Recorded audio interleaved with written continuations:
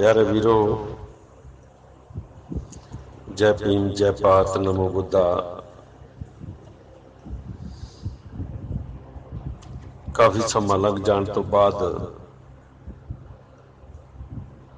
अज मैं अपने आप नूं बाबा साहब अंबेडकर दे उस महान संघर्ष ते चर्चा करने लई समा कढ़िया और उन्हां दे उस पड़ाव तक पहुंचण वास्ते जिथे उन्हां दा जीवन का सिखर है, उन्हां दे संघर्ष का सिखर है और जिथे साडे जीवन ते साडी तकदीर का मसला हल हुंदा है, उत्थों तक जाण वास्ते काफ़ी समा लग गया। जदों मन बुद्धि दोहे तैयार होण, गल हिरदे चों निकले और सहज अवस्था च निकले, तद ही सानूं चर्चा करनी चाहिए है, क्योंकि यह जिहा इतिहास कदे इधरों उधरों गल्लां फड़ के पूरा नहीं हुंदा।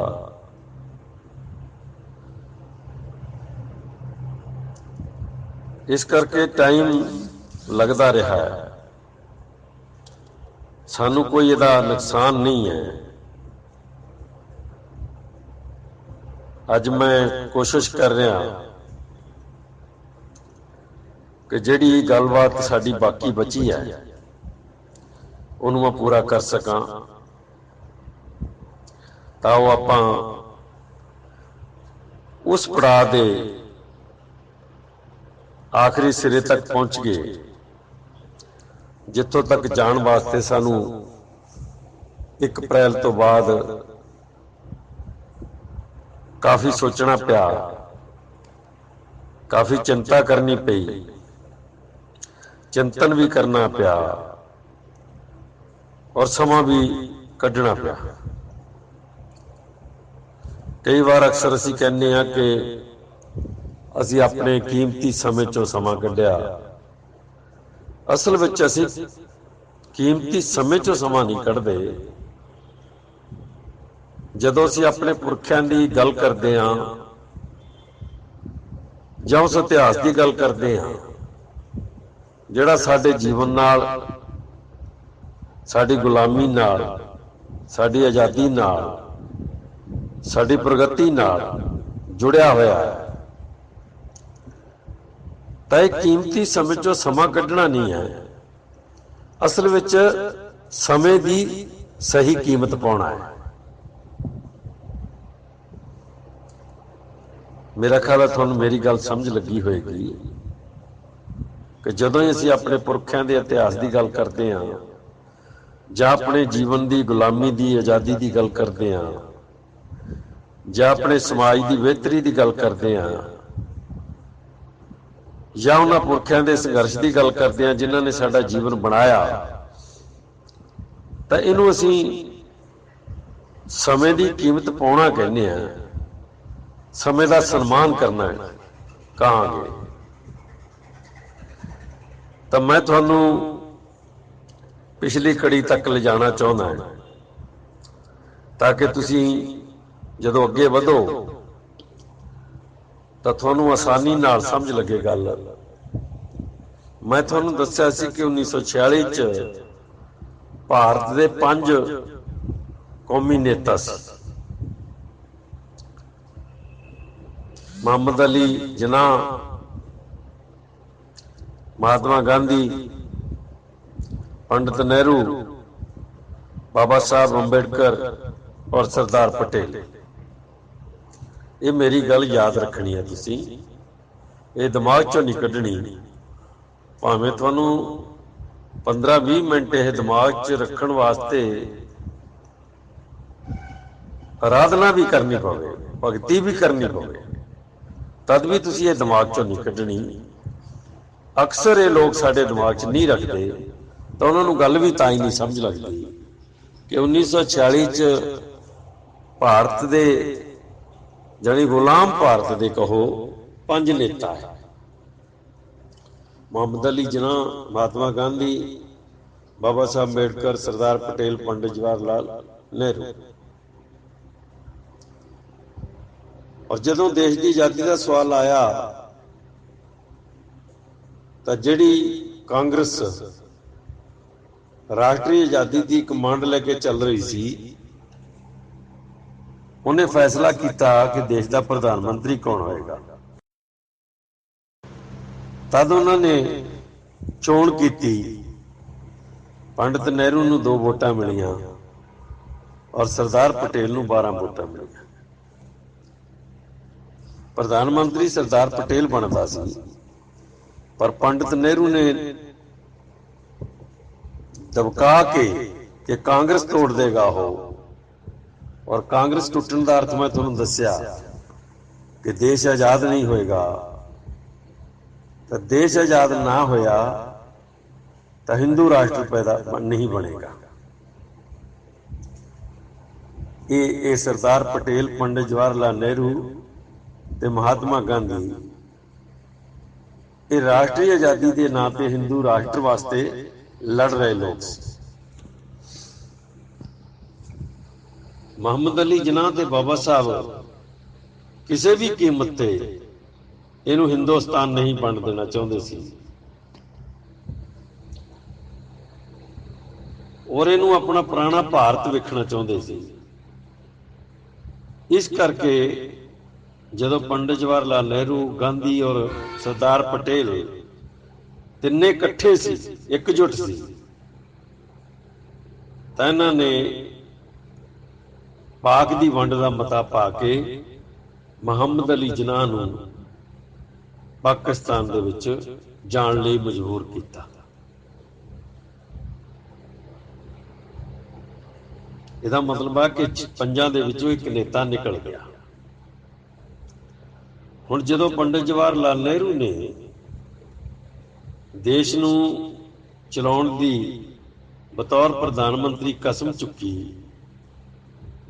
तद महात्मा गांधी ने अपना रुस्सा प्रगट किया और 15 अगस्त की आज़ादी के खिलाफ प्रेस नोट जारी किया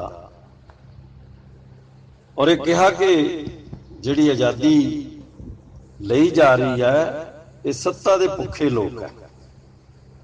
बड़ी साफ है गल।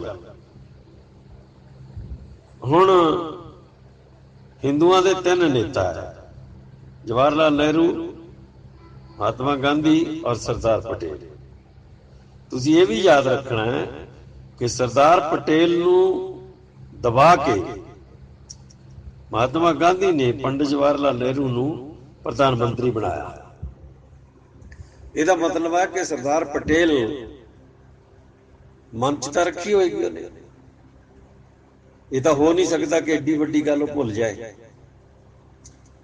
उन्हें गल पी ली, हजम कर ली, पर भुलिया नहीं हो। हुण जदों देश आजाद हो गया जां पंडित जवाहर लाल नेहरू ने आजादी अपने हाथ च ले ली, तो महात्मा गांधी ने मरण वर्त रख के कि पाकिस्तान नूं समझौते अधीन, संधि के अधीन जिहड़े पैसे देने सी वो दवा दिते। तो गल बड़ी साफ है कि विरोध जिहड़ा उहदी खाई होर चौड़ी होई। हुण सरदार पटेल दा झुका किवें भी गांधी वल नहीं हो सकता, क्योंकि जदों प्रधानमंत्री बनने का वेला आया सरदार पटेल का, तो महात्मा ने पंडित नेहरू नूं प्रधानमंत्री बनाया। हुण जदों महात्मा गांधी ते पंडित जवाहर लाल विचकार खाई वधी, तो सरदार पटेल ने चुपचाप पंडित नेहरू का साथ दिता।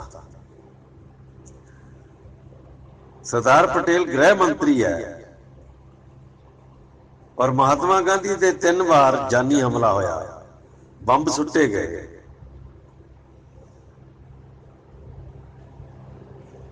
और ये बहुत ही ज्यादा सीरीयस यानी गंभीर तौर पर इस मसले नूं नहीं लिया गया,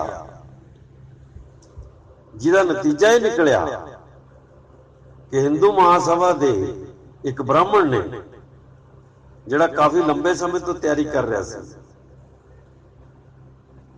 जो RSS का भी कारकुन सी, उन्हें गांधी नूं गोली मार दी। उस वेले सरदार पटेल गृह मंत्री है, और यह भी सबूत है कि जिहड़ी उस समय की CID है जां इंटैलीजेंस है, उहदियां रिपोर्टां भी गृह मंत्री दे कोल है। हुण जदों महात्मा गांधी, पंडित नेहरू, सरदार पटेल इकट्ठे है, तो मुहम्मद अली जिन्ना नूं बाहर का रस्ता दिखाया गया, पाकिस्तान बनाया गया और उन्होंने उधर जाने लई हालात बनाए गए। हुण जदों 3 हिंदू नेता रह गए, तो तिन्हां दे विचकार जिहड़ी खाई है वो साडी समझ पैंदी है। सरदार पटेल ने भी अपना रोस रखिया मन च, और पंडित जवाहर लाल नेहरू अपने पत्ते खेड रहा। इन्हां हालतां दे विच एक ब्राह्मण ने, उन्होंने नथूराम गौडसे कहना या ब्राह्मण कहना ये गुनाह नहीं है, वो हिंदू महासभा ते RSS का कारकुन है, जिथे कदी पंडित जवाहर लाल नेहरू भी शाखावां लाया करता सी।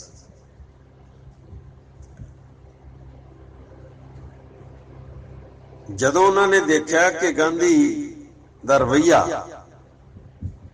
पंडित जवाहर लाल नेहरू दे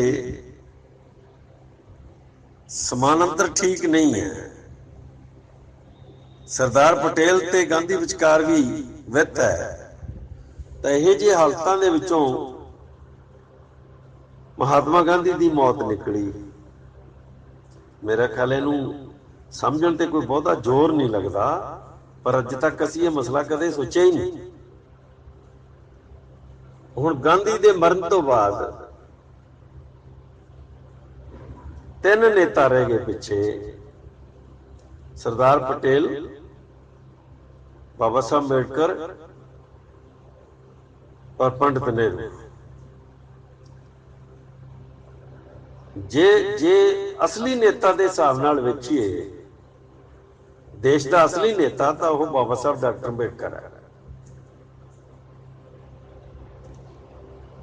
पर राजनीतिक तौर पर जिहड़ी पैंतरेबाजी चली है, लैन देन होया जिहड़ा, और जिहदे अधीन समझौते होए आ, उहदे करके पंडित जवाहर लाल नेहरू जिहड़ा वो देश का नेता है। बापू चला गया, चाचा रह गया।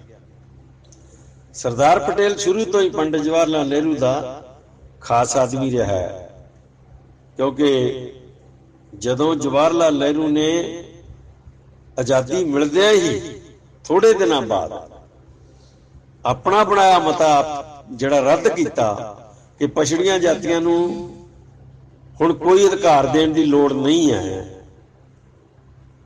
क्योंकि पाकिस्तान बन गया है, तो सरदार पटेल नूं कोई तकलीफ नहीं हुई। सरदार पटेल ने कोई प्रतिक्रम नहीं किया। जिस बंदे ने एडी वड्डी गल ते प्रतिक्रम नहीं किया कि उन्हां दीयां जातियां दे जिहड़े अधिकार है, जिहड़े पंडित नेहरू ने खुद मन्ने सी, वो रद्द किए गए आ, जब उन्होंने एडी वड्डी गल की तकलीफ नहीं हुई, तो यह मतलब सीधा है कि पंडित जवाहर लाल नेहरू की खातर वो कुछ भी करने को तैयार है। इस तरह 2 नेता रह गए बाकी। पंडित जवाहर लाल नेहरू राजनीतिक तौर पे, पर मॉरली अगर देश का नेता है कोई, कौम का नेता जिन्होंने कहा जा सकता, देश की भारतीय कौम का नेता, वो बाबा साहब डॉक्टर अंबेडकर है। बाबा साहब डॉक्टर अंबेडकर नूं जदों जिता के विधान सभा च लियाउणा पिया, और संविधान घड़नी का चेयरमैन बनाना पिया, तो उस वेले दो हिंदू नेता और एक बहुजन का नेता आमनो सामने है।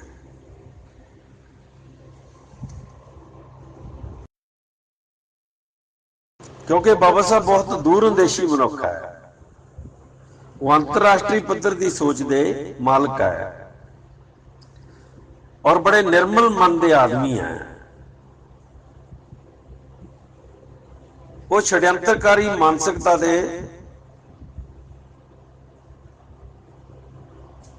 लीडर नहीं है।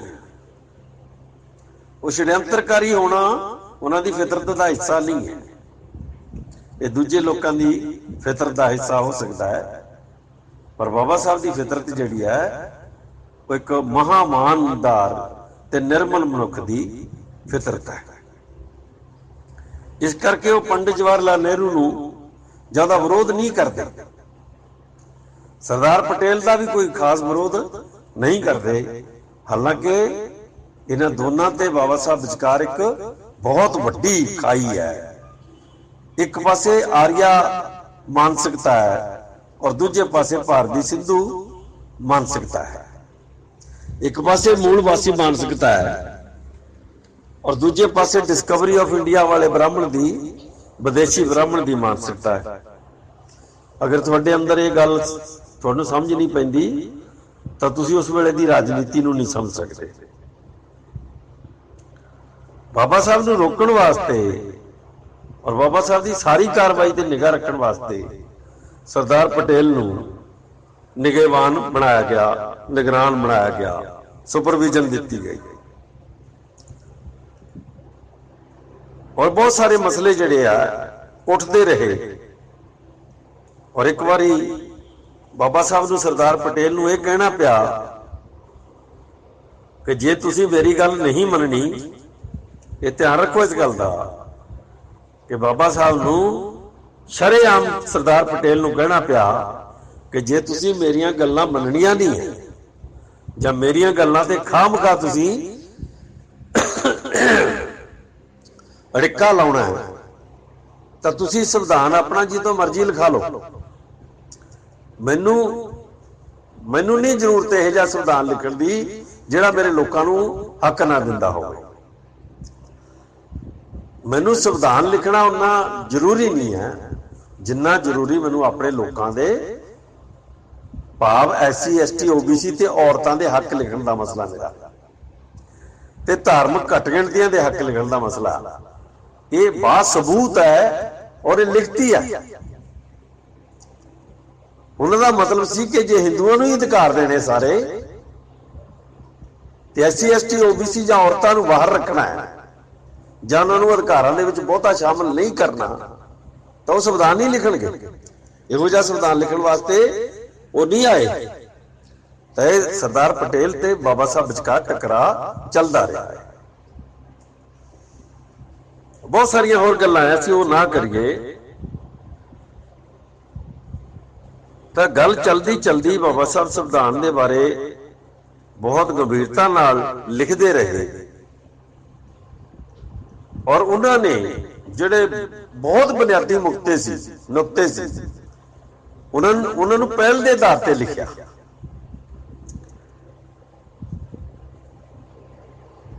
और 26 नवंबर 1949 लगभग 3 साल बाद भारत का संविधान मुकम्मल रूप च होंद च आ गया। इत्थे मैं कह रहा कि भारत का संविधान होंद च आ गया। 26 नवंबर 1949 बाबा साहब ने उहदे ते दस्तखत कीते। 26 नवंबर 1949 नूं बाबा साहब डॉक्टर अंबेडकर ने संविधान दे खरड़े उत्ते दस्तखत कीते। अजे उन्हें पास होना है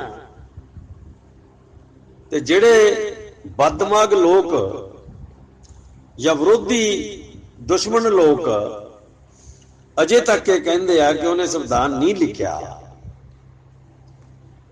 वो संविधान के खरड़े नूं देखण च उन्हां नूं की दिक्कत है। वो बाबा साहब के दस्तखत वेख लैण, 26 ਨਵੰਬਰ 1949 ਨੂੰ ਜਾ ਕੇ ਦਸਤਖਤ ਵੇਖ ਲੈਣ। ਅਗਰ ਬਾਬਾ ਸਾਹਿਬ ਦੇ ਦਸਤਖਤ ਉੱਤੇ ਨਹੀਂ ਹੈ ਤਾਂ ਫਿਰ ਇਹ ਬੰਦੇ ਸਹੀ ਆ, ਤੇ ਜੇ ਬਾਬਾ ਸਾਹਿਬ ਦੇ ਦਸਤਖਤ ਹੈਗੇ ਆ ਤਾਂ ਮੇਰਾ ਖਿਆਲ ਝੂਠ ਮਾਰਨ ਵਾਲੇ ਲੋਕ ਆ ਜਿਹੜੇ, ਇਹਨਾਂ ਨੂੰ ਜੇਲ੍ਹ 'ਚ ਸੁੱਟਣਾ ਚਾਹੀਦਾ ਹੈ। ਚਾਹੇ ਕਿੱਡੇ ਵੀ ਵੱਡੇ ਰੁਤਬੇ ਤੇ ਹੋਣ, ਇਹਨਾਂ ਨੂੰ ਚੱਕ ਕੇ ਜੇਲ੍ਹ ਸੁੱਟਣਾ ਚਾਹੀਦਾ।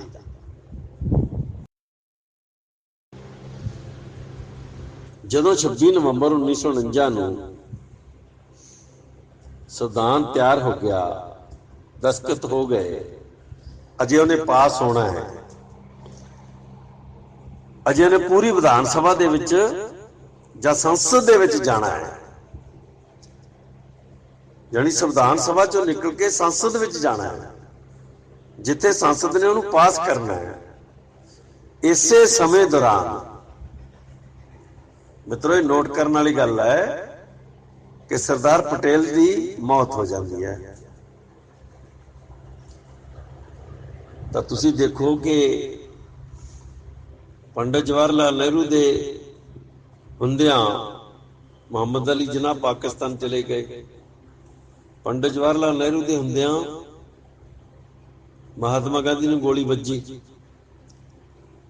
ਪੰਡਿਤ ਜਵਾਹਰ ਲਾਲ ਨਹਿਰੂ ਦੇ ਕਾਲ ਵਿੱਚ ਹੀ ਸਰਦਾਰ ਪਟੇਲ ਦੀ ਮੌਤ ਹੋਈ। ਹੁਣ ਦੋ ਹੀ ਨੇਤਾ ਬਾਕੀ ਰਹਿ ਗਏ, ਬਾਬਾ ਸਾਹਿਬ ਡਾਕਟਰ ਅੰਬੇਡਕਰ ਤੇ ਪੰਡਿਤ ਜਵਾਹਰ ਲਾਲ ਨਹਿਰੂ। ਇਹਦਾ ਮਤਲਬ ਹੈ ਕਿ ਭਾਰਤ ਦਾ ਇੱਕ ਤੋਂ ਸਭ ਤੋਂ ਉੱਚੀ ਜਾਤ ਦਾ ਮਨੁੱਖ ਭਾਰਤ ਦਾ ਨੇਤਾ ਰਹਿ ਗਿਆ, ਔਰ ਇੱਕ ਸਭ ਤੋਂ ਨੀਚੀ ਜਾਤ ਦਾ ਮਨੁੱਖ ਆ ਜਿਹੜਾ ਉਹ ਭਾਰਤ ਦਾ ਕੌਮੀ ਨੇਤਾ ਰਹਿ ਗਿਆ। ਦੇਖੋ ਐਡੀ ਵੱਡੀ ਗੱਲ ਹੈ ਜਿਹੜੀ ਉਹ ਸਾਡੇ ਲੋਕਾਂ ਨੇ ਕਦੇ ਸੋਚੀ ਨਹੀਂ ਕਿ 26 ਜਨਵਰੀ 1949 ਨੂੰ ਜਾਂ ਅੱਗੇ ਪਿੱਛੇ ਜਦੋਂ ਸਰਦਾਰ ਪਟੇਲ ਦੀ ਮੌਤ ਹੋ ਗਈ ਤਾਂ ਦੋ ਹੀ ਨੇਤਾ ਬਚੇ ਕੌਮੀ। ਇੱਕ ਬ੍ਰਾਹਮਣਾਂ ਦਾ ਨੇਤਾ ਜਿਹੜਾ ਭਾਰਤ ਦੇ ਸਭ ਤੋਂ ਉੱਚੇ ਲੋਕ ਹੈ, ਪਵਿੱਤਰ ਲੋਕ ਹੈ, ਔਰ ਉਹਨਾਂ ਦੀ ਪਵਿੱਤਰਤਾ ਦਾ ਨਮੂਨਾ ਇਹ ਹੈ ਕਿ ਉਹ ਕੋਈ ਵੀ ਗੁਨਾਹ ਕਰ ਲੈਣ, ਕੋਈ ਵੀ ਪਾਪ ਕਰ ਲੈਣ, ਕਿੱਡਾ ਵੀ ਪਾਪ ਕਰ ਲੈਣ, ਉਹਨਾਂ ਨੂੰ ਸਜ਼ਾ ਨਹੀਂ ਦਿੱਤੀ ਜਾ ਸਕਦੀ। ਇਹ ਉਹਨਾਂ ਦੇ ਗ੍ਰੰਥਾਂ 'ਚ ਲਿਖਿਆ ਹੋਇਆ। ਜਾਣੀ ਗੁਨਾਹ ਦਾ ਵੀ ਕੋਈ ਅੰਤ ਨਾ ਹੋਵੇ ਕਿ ਕਿਸ ਟਾਈਪ ਦਾ ਗੁਨਾਹ ਕੀਤਾ ਉਹਨੇ। ਹੁਣ ਮੈਨੂੰ ਉਹ ਯਾਦ ਆ ਰਹੇ ਸਾਰੇ, ਉਹ ਜਿਹੜੇ ਉਹਨਾਂ ਦੇ ਗ੍ਰੰਥਾਂ 'ਚ ਲਿਖੇ ਹੋਏ ਆ, ਉਹ ਸਾਰੀਆਂ ਚੀਜ਼ਾਂ ਮੈਨੂੰ ਯਾਦ ਆ ਰਹੀਆਂ। ਤੇ ਦੂਜੇ ਪਾਸੇ ਉਹ ਮਨੁੱਖ ਜਿਨ੍ਹਾਂ ਦੇ ਪੁਰਖੇ ਇਸ ਦੇਸ਼ ਦੇ ਅਸਲੀ ਮਾਲਕ ਹੈ, ਸਿੰਧੂ ਦਰਾਵੜ ਸਭਿਅਤਾ ਦੇ ਮਾਲਕ ਸੀ, ਔਰ ਜਿਨ੍ਹਾਂ ਨੂੰ ਬਤੌਰ ਗੁਲਾਮ ਬਣਾਉਣ ਤੋਂ ਬਾਅਦ ਬਤੌਰ ਸ਼ੂਦਰ ਘੋਸ਼ਿਤ ਕੀਤਾ ਗਿਆ, ਫਿਰ ਅਛੂਤ ਘੋਸ਼ਿਤ ਕੀਤਾ ਗਿਆ, ਨੀਚ ਘੋਸ਼ਿਤ ਕੀਤਾ ਗਿਆ, ਅਤ ਨੀਚ ਘੋਸ਼ਿਤ ਕੀਤਾ ਗਿਆ। ਉਹਨਾਂ ਲੋਕਾਂ ਦੇ ਜਿਹੜੇ 90% ਲੋਕ ਆ ਇਸ ਦੇਸ਼ ਦੇ, ਉਹਨਾਂ ਦੇ ਵਿੱਚੋਂ ਇੱਕ ਸਭ ਤੋਂ ਨੀਵੇਂ ਪਾਏਦਾਨ ਤੇ ਖੜਾ ਮਨੁੱਖ ਆ ਜਿਹੜਾ ਉਹ ਭਾਰਤ ਦਾ ਨੇਤਾ ਹੈ, ਡਾਕਟਰ ਅੰਬੇਡਕਰ, ਜਿਹੜੇ ਇੱਕ ਚੋਟੀ ਤੇ ਖੜਾ ਹੈ ਔਰ ਇੱਕ ਜ਼ਮੀਨ ਦੀ ਤਹਿ ਤੋਂ ਵੀ ਥੱਲੇ ਖੜਾ ਮਨੁੱਖ ਹੈ। ਇਹ ਦੋ ਕੌਮੀ ਨੇਤਾ ਸਰਦਾਰ ਪਟੇਲ ਦੇ ਜਾਣ ਤੋਂ ਬਾਅਦ ਰਹਿ ਗਏ। ਬਹੁਤ ਸਾਰੇ ਲੋਕ, ਬਹੁਤ ਸਾਰੇ ਨਹੀਂ, ਤਕਰੀਬਨ 99% ਤੋਂ ਜ਼ਿਆਦਾ ਲੋਕ ਆ ਜਿਹੜੇ ਉਹਨਾਂ ਨੇ ਕਦੇ ਸੋਚਿਆ ਹੀ ਨਹੀਂ। 26 ਜਨਵਰੀ 1950 ਤੋਂ ਬਾਅਦ ਨਾ 49 ਤੋਂ ਬਾਅਦ, ਮੈਂ ਗਲਤ ਬੋਲ ਗਿਆ, 26 ਨਵੰਬਰ 1949 ਤੋਂ ਬਾਅਦ ਜਿਉਂ ਹੀ ਸੰਵਿਧਾਨ ਦਸਤਖਤ ਹੋ ਕੇ ਸਾਹਮਣੇ ਆਇਆ ਤਾਂ ਬ੍ਰਾਹਮਣਾਂ ਨੇ ਨੇਪਾਲ 'ਚ ਬੈਠ ਕੇ ਮਤਾ ਪਾਇਆ RSS ਵਾਲਿਆਂ ਨੇ ਕਿ ਇਹ ਸਾਨੂੰ ਸੰਵਿਧਾਨ ਪ੍ਰਵਾਨ ਨਹੀਂ ਹੈ, ਇਹ ਸਾਡਾ ਸੰਵਿਧਾਨ ਨਹੀਂ ਹੈ।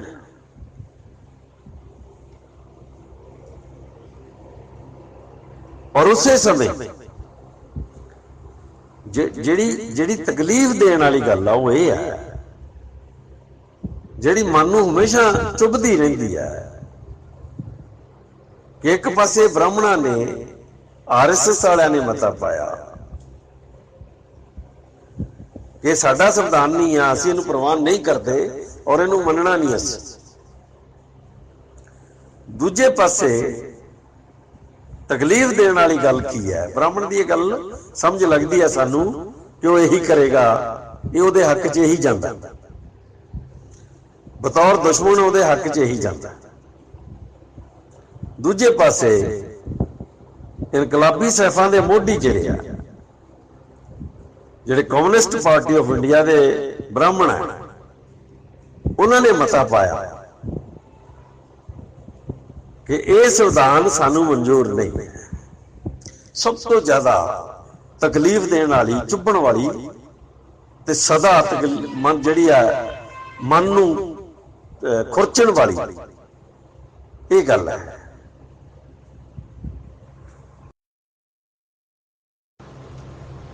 ਜਾਣੀ ਕਮਿਊਨਿਸਟ ਵੀ ਬ੍ਰਾਹਮਣ, ਖੱਤਰੀ, ਵੈਸ਼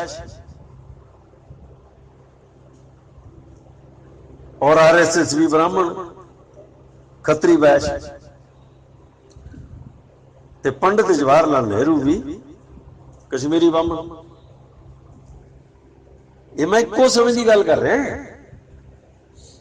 ये 1926 नवंबर 1949 तो तुरंत बाद की गल कर रहा मैं।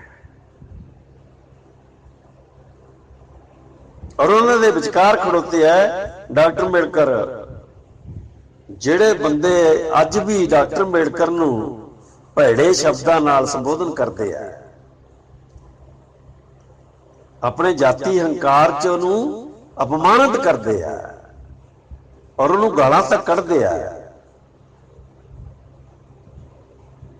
ਜਿਨ੍ਹਾਂ ਨੂੰ ਅਸੀਂ ਸੁਣਦੇ ਆ ਰੋਜ਼, ਉਹਨਾਂ ਨੇ ਕਦੇ ਇਹ ਨਹੀਂ ਸੋਚਿਆ ਕਿ 26 ਨਵੰਬਰ 1949 ਤੋਂ ਬਾਅਦ ਇੱਕ ਪਾਸੇ ਭਾਰਤ ਦੇ ਸਾਰੇ ਬ੍ਰਾਹਮਣ ਸੀ, ਖੱਤਰੀ, ਰੋੜੇ, ਵੈਸ਼ ਸਭ ਇੱਕ ਪਾਸੇ ਸੀ, ਔਰ ਦੂਸਰੇ ਪਾਸੇ ਕੱਲਾ ਅਛੂਤ ਅੰਬੇਡਕਰ ਸੀ, ਜਿਹਦੇ ਨਾਲ ਨਾ ਸਿੱਖ ਸੀ ਨਾ ਕੋਈ ਮੁਸਲਮਾਨ। ਮੁਹੰਮਦ ਅਲੀ ਜਿਨਾਹ ਨਾਲ ਬਾਬਾ ਸਾਹਿਬ ਦੀ ਕਾਫੀ ਨੇੜਤਾ ਸੀ। ਉਹ ਪਾਕਿਸਤਾਨ ਚਲੇ ਗਏ। ਗਾਂਧੀ ਦੀ ਜਦੋਂ ਨਹਿਰੂ ਬਨਾਮ ਗਾਂਧੀ ਅੰਦਰੋਂ ਅੰਦਰੀ ਖਾਈ ਪੈਦਾ ਹੋਈ ਤਾਂ ਗਾਂਧੀ ਦਾ ਝੁਕਾਅ ਅੰਬੇਡਕਰ ਵੱਲੀ ਹੋਇਆ। ਉਹ ਮਾਰਿਆ ਗਿਆ, ਜਲਦੀ ਮਾਰਿਆ ਗਿਆ। ਸਰਦਾਰ ਪਟੇਲ ਨੂੰ ਹੌਲੀ ਹੌਲੀ ਹੌਲੀ ਗੱਲਾਂ ਦੀ ਸਮਝ ਲੱਗਣ ਲੱਗੀ। ਸਾਰੀ ਰਣਨੀਤੀ ਉਹਨੂੰ ਬਹੁਤ ਦੇਰ ਬਾਅਦ ਸਮਝ ਲੱਗਣ ਲੱਗੀ। ਇਸ ਤਰ੍ਹਾਂ ਲੱਗਦਾ ਮੈਨੂੰ ਕਿ ਸਰਦਾਰ ਪਟੇਲ ਨੂੰ ਤਾਂ ਬਹੁਤ ਦੇਰ ਬਾਅਦ ਜਾ ਕੇ ਅਸਲੀ ਗੱਲ ਸਮਝ ਲੱਗੀ, ਔਰ ਉਹ ਵੀ ਉਦੋਂ ਜਦੋਂ ਸੰਵਿਧਾਨ ਲਿਖਣ ਵੇਲੇ ਬਾਬਾ ਸਾਹਿਬ ਨਾਲ ਉਹਦੀ ਚਰਚਾ ਹੁੰਦੀ ਸੀ, ਤਦ ਉਹਨੂੰ ਸਮਝ ਲੱਗੀ। ਜਦੋਂ ਬਾਬਾ ਸਾਹਿਬ 340, 341, 342 ਧਾਰਾਵਾਂ ਲਿਖ ਰਹੇ ਸੀ ਔਰ ਸਰਦਾਰ ਪਟੇਲ ਨੂੰ OBC ਸ਼ਬਦ ਦੇ ਜਦੋਂ ਉਹਨਾਂ ਨੇ ਅਰਥ ਦੱਸੇ ਤੇ ਉਹਦੀ ਆਬਾਦੀ ਦੱਸੀ ਪਛੜੀਆਂ ਜਾਤੀਆਂ ਦੀ, ਤਦ ਜਾ ਕੇ ਉਹਨੂੰ ਥੋੜਾ ਥੋੜਾ ਪਤਾ ਲੱਗਣ ਲੱਗਿਆ। ਔਰ ਜਦ ਉਹਨੂੰ ਥੋੜੀ ਜਿਹੀ ਗੱਲ ਸਮਝ ਪੈਣ ਲੱਗੀ ਦੇਸ਼ ਦੀ, ਦੇਸ਼ ਦੇ ਸਮਾਜਿਕ ਢਾਂਚੇ ਦੀ ਔਰ ਦੇਸ਼ ਦੇ ਸਾਰੀ ਜਿਹੜੇ ਆਰੀਅਨ, ਨੌਨ ਆਰੀਅਨ ਵਿਵਸਥਾ ਦੀ, ਜਾਤੀ ਪ੍ਰਬੰਧ ਦੀ, ਤਾਂ ਉਸ ਤੋਂ ਛੇਤੀ ਬਾਅਦ ਉਹਦੀ ਮੌਤ ਹੋ ਗਈ। ਔਰ ਇਹ ਕਿਹਾ ਜਾਂਦਾ ਹੈ ਕਿ ਸਰਦਾਰ ਪਟੇਲ ਦੀ ਮੌਤ ਵੀ ਭੇਦ ਭਰੀ ਸੀ। ਬੇਸ਼ੱਕ ਇੱਥੇ ਚਰਚਾ ਬਹੁਤੀ ਕਦੇ ਹੋਈ ਨਹੀਂ ਔਰ ਅਸੀਂ ਵੀ ਕਦੇ ਇਹਦੇ ਤੇ ਧਿਆਨ ਨਹੀਂ ਦਿੱਤਾ। ਸਾਡੀ ਜ਼ਰੂਰਤ ਜਿਵੇਂ ਨਹੀਂ ਰਹੀ ਕਿ ਅਸੀਂ ਇਹ ਚੀਜ਼ ਸੋਚਦੇ। ਤਾਂ ਇਹ ਹੋ ਸਕਦਾ ਕਿ ਇਸ ਤਰ੍ਹਾਂ ਦੀ ਗੱਲ ਹੋਈ ਹੋਵੇ, ਇਹਦੀ ਸੰਭਾਵਨਾ ਹੋ ਸਕਦੀ ਹੈ ਔਰ ਇਹ ਤੋਂ ਇਨਕਾਰ ਨਹੀਂ ਕੀਤਾ ਜਾ ਸਕਦਾ। ਹੁਣ ਸੰਸਦ ਵਿੱਚ ਜਦੋਂ ਸੰਵਿਧਾਨ ਆਇਆ, ਸੰਸਦ ਨੇ ਜਦੋਂ ਉਹਨੂੰ ਪਾਸ ਕੀਤਾ ਤਾਂ ਉਸ ਵੇਲੇ ਦੋ ਹੀ ਨੇਤਾ ਸੀ ਭਾਰਤ ਦੇ। ਇੱਕ ਸਭ ਤੋਂ ਚੋਟੀ ਦਾ ਪ੍ਰਧਾਨ ਮੰਤਰੀ ਬ੍ਰਾਹਮਣ ਕਸ਼ਮੀਰੀ ਪੰਡਿਤ, और दूसरा ब्राह्मणों का बनाया होया सब तो नीची हालत दे विच खड़ा होया डॉक्टर अंबेडकर। तुसीं देखो अजीब स्थिति पैदा हुई है। फर्क की है कि सब तो नीचे खड़ा आदमी है जिहड़ा सब हूं तले, जो सब तो थले खड़ा मनुख है, वो भारत दे लोकां दी तकदीर लिख के बैठा है। और जिहड़ी तकदीर उन्हें लिखती है उन्होंने भारत की वो संसद पास करने वाली है, यानी वो सभा पास करने वाली है जिहदी कमांड ब्राह्मण कर रहे हैं, ज्यादा ब्राह्मण कमांड कर रहे हैं, वो पास कर रहे हैं। जानी साडे पुरखियां ने ते अंग्रेजां दे सिरजे माहौल ने अजिहे हालात पैदा कर दिते कि इस देश दे मूल वासी सब तो नीचे खड़े आदमी ने मनुस्मृति नूं पुठा टंग के और सारी पुरानी संस्कृति नूं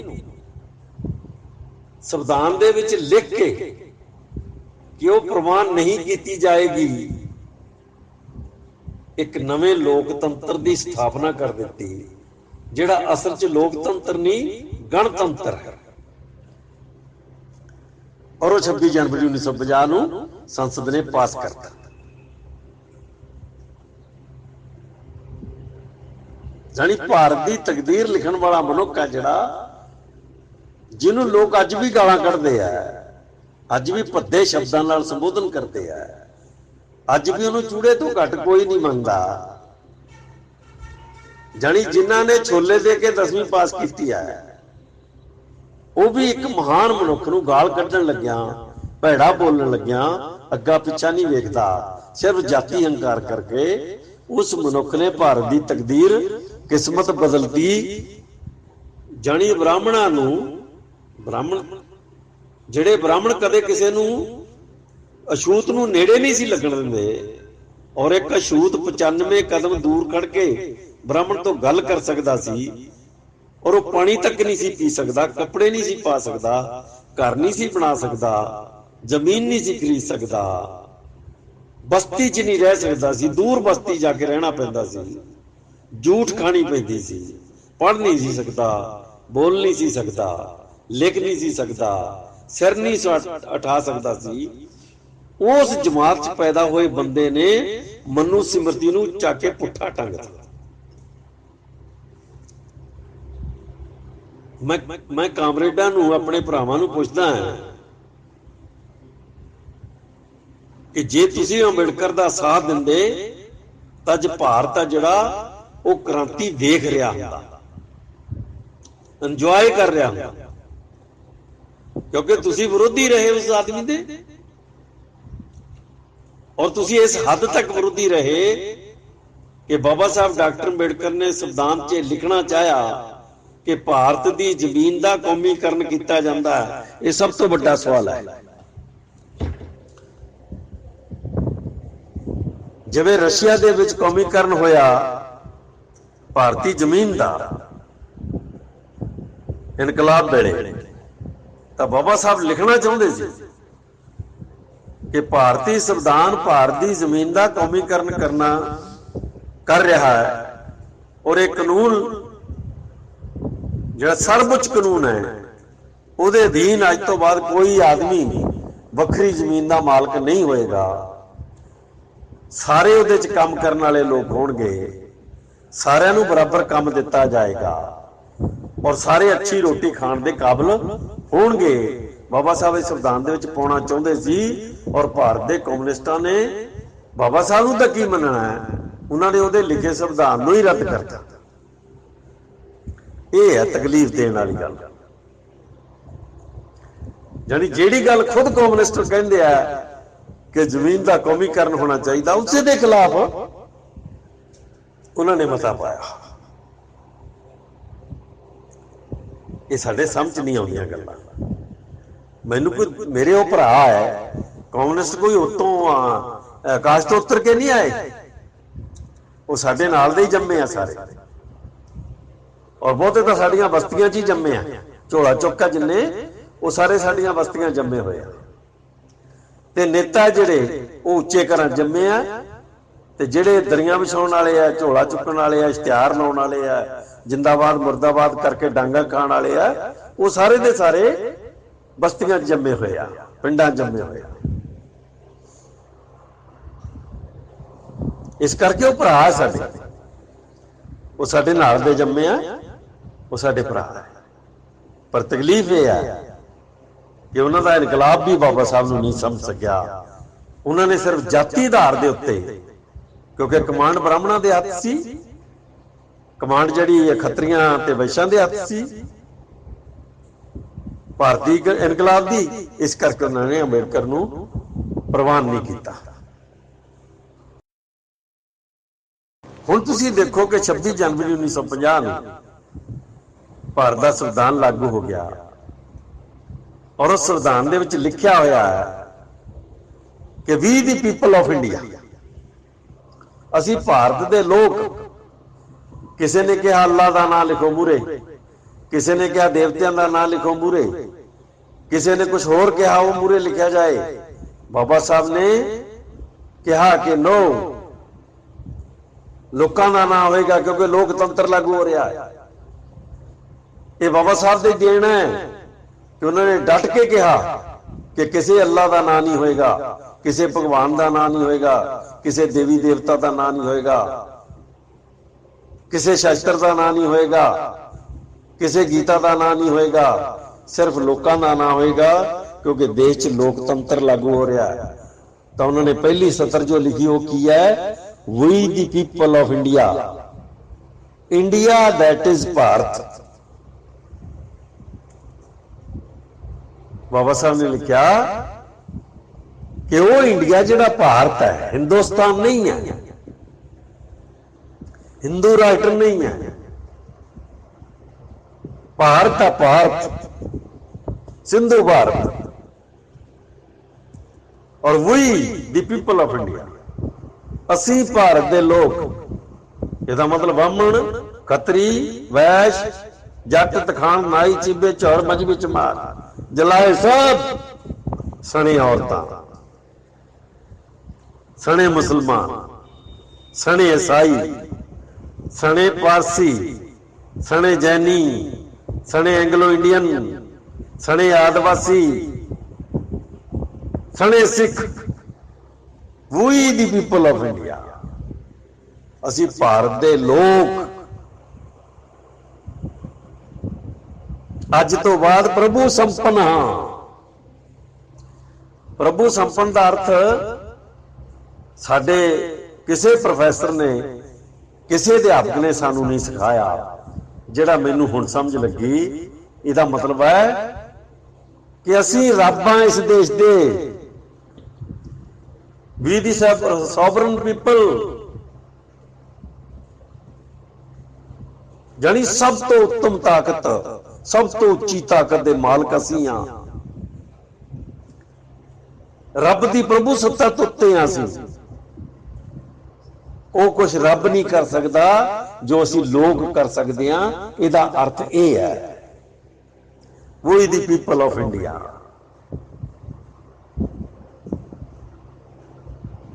ਪ੍ਰਭੂ ਸੰਪੰਨ ਹੋ ਗਏ, ਸੋਵਰਨ ਹੋ ਗਏ, ਰੱਬ ਤੋਂ ਉੱਤੇ ਹੋ ਗਏ। ਤੁਸੀਂ ਬਾਬਾ ਸਾਹਿਬ ਨੂੰ ਕਿੱਥੋਂ ਤੱਕ ਜਾ ਕੇ ਛੋਹ ਲਓਗੇ ਮਿੱਤਰੋ? ਤੁਹਾਡੇ ਤਾਂ ਵਸਦਾ ਰੋਗ ਹੀ ਨਹੀਂ ਹੋ। ਤੁਹਾਡੀ ਤਾਂ ਬੁੱਧੀ ਉੱਥੋਂ ਤੱਕ 1000 ਸਾਲ ਵੀ ਨਹੀਂ ਜਾ ਸਕਦੀ। ਤੁਸੀਂ ਗਾਲਾਂ ਕੱਢ ਸਕਦੇ ਆ, ਅਪਮਾਨ ਕਰ ਸਕਦੇ ਆ ਉਹਦਾ, ਉਹਦੀ ਬੁੱਧੀ ਨੂੰ ਨਹੀਂ ਛੋਹ ਸਕਦੇ ਤੁਸੀਂ। ਫਿਰ ਉਹਨੇ ਕਿਹਾ ਕਿ ਲੋਕਤੰਤਰ ਹੀ ਨਹੀਂ ਹੈ, ਭਾਰਤ ਰਿਪਬਲਿਕ ਆਫ ਇੰਡੀਆ ਹੈ, ਗਣਤੰਤਰ ਹੈ ਭਾਰਤ। ਹੁਣ ਲੋਕਤੰਤਰ ਦਾ ਅਰਥ ਹੁੰਦਾ ਹੈ ਜਿੱਥੇ ਲੋਕਾਂ ਦੇ ਸਾਰਿਆਂ ਦੇ ਬਰਾਬਰ ਅਧਿਕਾਰ ਹੋਣ, ਚਾਹੇ ਉਹ ਔਰਤ ਹੈ, ਚਾਹੇ ਮਰਦ ਹੈ, ਚਾਹੇ ਮੁਸਲਮਾਨ ਹੈ, ਚਾਹੇ ਸਿੱਖ ਹੈ, ਚਾਹੇ ਈਸਾਈ ਹੈ, ਚਾਹੇ ਪਾਰਸੀ ਹੈ, ਸਭ ਦੇ ਫੰਡਾਮੈਂਟਲ ਰਾਈਟ ਬਰਾਬਰ। ਉਹਨੂੰ ਕਹਿੰਦੇ ਲੋਕਤੰਤਰ। ਲੋਕਤੰਤਰ ਦਾ ਕਦੇ ਅਰਥ ਮੇਰਾ ਖਿਆਲ ਨਹੀਂ ਕੀਤਾ ਹੋਣਾ ਤੁਸੀਂ। ਲੋਕਤੰਤਰ ਦਾ ਮਤਲਬ ਹੁੰਦਾ ਹੈ ਕਿ ਜਿੰਨੇ ਵੀ ਸੰਵਿਧਾਨਕ ਅਧਿਕਾਰ ਹੈ ਉਹ ਬਰਾਬਰ ਹੈ ਤੁਹਾਡੇ। ਤੇ ਰਿਪਬਲਿਕ ਦਾ ਅਰਥ ਹੁੰਦਾ ਹੈ, ਗਣਤੰਤਰ ਦਾ ਅਰਥ ਹੁੰਦਾ ਹੈ ਕਿ ਸਰਕਾਰ ਦੀ ਜ਼ਿੰਮੇਵਾਰੀ ਹੈ ਕਿ ਉਹ ਲੋਕਾਂ ਦੇ ਬੁਨਿਆਦੀ ਅਧਿਕਾਰਾਂ ਨੂੰ ਬਹਾਲ ਕਰੇ। ਇਹ ਸਰਕਾਰ ਦੀ ਜ਼ਿੰਮੇਵਾਰੀ ਹੈ ਕਿ ਲੋਕਾਂ ਦੀ ਪ੍ਰਗਤੀ ਵਾਸਤੇ ਸੰਵਿਧਾਨਕ ਅਧਿਕਾਰਾਂ ਨੂੰ ਲਾਗੂ ਕਰੇ ਔਰ ਲੋਕਾਂ ਦੀ ਬਰਾਬਰ ਤਰੱਕੀ ਕਰੇ। ਜਿਹੜਾ ਪਿੱਛੇ ਰਹਿ ਗਿਆ ਉਹਨੂੰ ਅੱਗੇ ਲੈ ਕੇ ਆਵੇ ਤੇ ਜਿਹੜਾ ਅੱਗੇ ਨਿਕਲ ਗਿਆ ਉਹਦੇ ਬਰਾਬਰ ਲਿਆਉਣ ਵਾਸਤੇ ਰਸਤੇ ਅਖਤਿਆਰ ਕਰੇ। ਇਹਨੂੰ ਕਹਿੰਦੇ ਆ ਗਣਤੰਤਰ। ਇੱਕ ਅਧਿਕਾਰਾਂ ਦਾ ਬਰਾਬਰ ਹੋਣਾ, ਇੱਕ ਅਧਿਕਾਰਾਂ ਨੂੰ ਲਾਗੂ ਕਰਨ ਵੇਲੇ ਮੂਰਲਿਆਂ ਦੇ ਬਰਾਬਰ ਕਿਸੇ ਨੂੰ ਲੈ ਕੇ ਜਾਣਾ, ਬਰਾਬਰ ਦੇ ਅਧਿਕਾਰ ਦੇ ਕੇ, ਵਿਸ਼ੇਸ਼ ਅਧਿਕਾਰ ਦੇ ਕੇ ਬਰਾਬਰ ਲੈ ਕੇ ਜਾਣਾ, ਇਹਨੂੰ ਰਿਪਬਲਿਕ ਕਹਿੰਦੇ, ਗਣਤੰਤਰ ਕਹਿੰਦੇ। ਤਾਂ ਭਾਰਤ ਗਣਤੰਤਰ ਹੈ, ਭਾਰਤ ਲੋਕਤੰਤਰ ਹੈ, ਜਿੱਥੇ ਮਨੁੱਖ ਨੂੰ ਆਜ਼ਾਦੀ ਹੈ, ਪਰ ਆਜ਼ਾਦੀ ਲਾਗੂ ਕਰਨਾ ਸਹੀ ਮਾਅਨਿਆਂ 'ਚ ਇਹ ਸਰਕਾਰਾਂ ਦਾ ਕੰਮ ਹੈ। ਇਹ ਗਣਤੰਤਰ ਹੈ। ਸੋ ਮੇਰੇ ਵੀਰੋ, ਆਪਾਂ 6ਵੇਂ ਪੜਾਅ 'ਚ ਪਹੁੰਚ ਗਏ ਹਾਂ ਔਰ ਇਸ ਗੱਲ ਤੇ ਆ ਗਏ ਹਾਂ ਕਿ ਸਭ ਤੋਂ ਥੱਲੇ ਖੜੇ ਮਨੁੱਖ ਨੇ ਭਾਰਤ ਦੀ ਤਕਦੀਰ ਲਿਖੀ ਔਰ ਉਹਨੇ ਮਨੂ ਦੇ ਸਿਧਾਂਤ ਉਲਟਾ ਕੇ ਇਹ ਵੀ ਲਿਖਤਾ ਕਿ ਕੋਈ ਪੁਰਾਤਨ ਸੰਸਕ੍ਰਿਤੀ ਸੰਵਿਧਾਨ ਤੇ ਲਾਗੂ ਨਹੀਂ ਹੋਏਗੀ। ਸੰਵਿਧਾਨ ਸਭ ਤੇ ਲਾਗੂ ਹੋਏਗਾ, ਸੰਵਿਧਾਨ ਦੇ ਉੱਤੇ ਕੋਈ ਪੁਰਾਤਨ ਸੰਸਕ੍ਰਿਤੀ ਲਾਗੂ ਨਹੀਂ ਹੋਏਗੀ। ਔਰ ਇਹ ਸੰਵਿਧਾਨ ਪਾਸ ਹੋ ਗਿਆ। ਬਾਬਾ ਸਾਹਿਬ ਨੇ ਘਰ ਜਾ ਕੇ ਉਸ ਦਿਨ, ਜਿਸ ਦਿਨ ਸੰਵਿਧਾਨ ਪਾਸ ਹੋਇਆ, ਬਹੁਤ ਮਨ ਨਾਲ ਖੁਸ਼ੀ 'ਚ ਆਪਣੀ ਵਾਇਲਨ ਵਜਾਈ, ਖੂਬ ਵਾਇਲਨ ਵਜਾਈ। ਜਦ ਬਾਬਾ ਸਾਹਿਬ ਨੂੰ ਪੁੱਛਿਆ ਗਿਆ ਕਿ ਬਾਬਾ ਸਾਹਿਬ ਇੰਨੇ ਖੁਸ਼ ਕਿਉਂ ਆ ਅੱਜ ਤੁਸੀਂ, ਤਾਂ ਉਹਨਾਂ ਨੇ ਕਿਹਾ ਕਿ ਅੱਜ ਮੈਂ ਇਸ ਕਰਕੇ ਖੁਸ਼ ਹਾਂ ਕਿ ਜਿਹੜੇ ਬਹੁਤ ਉੱਚੇ ਸੀ ਉਹ ਵੀ ਉਤਰ ਕੇ ਹੁਣ ਸੜਕਾਂ ਤੇ ਆ ਜਾਣਗੇ। ਉਹ ਉੱਚੇ ਨਹੀਂ ਰਹਿਣਗੇ, ਥੱਲੇ ਆ ਜਾਣਗੇ। ਤੇ ਜਿਹੜੇ ਬਹੁਤ ਨੀਵੇਂ ਸੀ ਉਹਨਾਂ ਲਈ ਵੀ ਸੜਕਾਂ ਖੁੱਲ ਗਈਆਂ। ਅੱਜ ਉਹਨਾਂ ਨੂੰ ਰੋਕਣ ਵਾਲਾ ਕੋਈ ਨਹੀਂ ਹੋਏਗਾ। ਤਾਂ ਇਹ ਗੱਲ ਕਹਿ ਕੇ ਬਾਬਾ ਸਾਹਿਬ ਨੇ ਆਪਣੀ ਵਾਇਲਨ ਜਿਹੜੀ ਹੈ ਉਹਦੀ ਤਾਨ ਹੋਰ ਉੱਚੀ ਕਰ ਦਿੱਤੀ। ਸੋ ਮੇਰੇ ਵੀਰੋ, ਅੱਜ ਮੈਂ 6ਵੇਂ ਪੜਾਅ ਦੇ ਵਿੱਚ ਇੰਨੀ ਗੱਲ ਕਰਕੇ ਅੱਜ ਦੀ ਗੱਲ ਸਮਾਪਤ ਕਰਦਾ ਹਾਂ ਔਰ ਕੱਲ ਮੈਂ ਇਹਦਾ ਆਖਰੀ ਪੜਾਅ ਪੂਰਾ ਕਰੂੰਗਾ। ਔਰ ਕੱਲ ਮੈਂ ਬਾਬਾ ਸਾਹਿਬ ਦੇ ਸੰਘਰਸ਼ ਨੂੰ, ਜਿਹੜਾ ਉਹਨਾਂ ਦਾ ਆਖਰੀ ਜਾਣੀ ਰੂਪ ਹੈ ਜਿਹੜਾ ਸੰਘਰਸ਼ ਦਾ, ਜਿਹਦੇ ਵਿੱਚੋਂ ਕਿਵੇਂ ਕਿਵੇਂ ਇਹ ਗੱਲਾਂ ਲਾਗੂ ਹੋਣੀਆਂ ਸ਼ੁਰੂ ਹੋਈਆਂ, ਕਿਵੇਂ ਅਦਲ ਬਦਲ ਸ਼ੁਰੂ ਹੋਈ ਔਰ ਕਿਹੜੀਆਂ ਚੀਜ਼ਾਂ ਵਿਸ਼ੇਸ਼ ਸੀ ਜਿਹੜੀਆਂ ਬਾਬਾ ਸਾਹਿਬ ਨੇ ਕੀਤੀਆਂ। ਔਰ ਨਿਸ਼ਚਿਤ ਹੀ ਇਹਦੇ 'ਚ ਬਹੁਤ ਸਾਰੇ ਲੋਕਾਂ ਨੇ ਹਿੱਸਾ ਪਾਇਆ ਹੋਏਗਾ, ਇਹ ਨਹੀਂ ਕਿਹਾ ਜਾ ਸਕਦਾ। ਫਿਰ ਵੀ ਅਸੀਂ ਇਹ ਕਹਾਂਗੇ ਕਿ ਬਾਬਾ ਸਾਹਿਬ ਦੀ ਜ਼ਿੰਮੇਵਾਰੀ 'ਚ ਜੋ ਆਇਆ ਉਹਨਾਂ ਨੇ ਕਮਾਲ ਦਾ ਨਿਭਾਇਆ। ਜੈ ਭੀਮ, ਜੈ ਭਾਰਤ, ਨਮੋ ਬੁੱਧਾ।